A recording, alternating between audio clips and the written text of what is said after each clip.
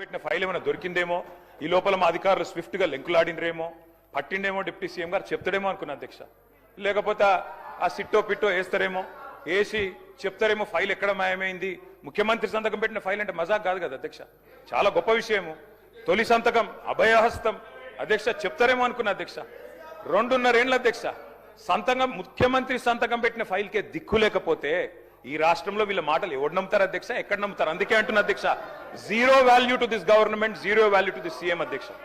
అధ్యక్ష వారు చెప్పారు, ఇగో ఒక్కో కుటుంబానికి 2,50,000 రూపాయలు ఇస్తామన్నారు అధ్యక్ష సంవత్సరానికి. అధ్యక్ష 1,10,00,000 కుటుంబాలకు తెల్ల రేషన్ కార్డులు ఉన్నాయి.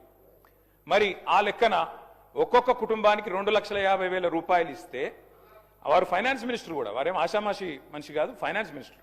వారు చెప్పే ప్రతి మాటకి వజన్ ఉంటుంది, విలువ ఉంటుంది. మరి 1,10,00,000 కుటుంబాలకి 2,50,000 రూపాయల చొప్పున మరి ప్రభుత్వం కనుక వెల్ఫేర్ రూపంలో 4,000 పెన్షన్లు, తర్వాత వారు చెప్పినట్టు ఇవన్నీ కూడా ఇంకా చాలా ఉన్నాయి అధ్యక్ష, చదువుమంటే చదువుతా. ఇవన్నీ ఇచ్చిన మాట వాస్తవమే అయితే 2,75,000 కోట్ల బడ్జెట్ కావాలి అధ్యక్ష. 2,75,000 కోట్లు దీనికే.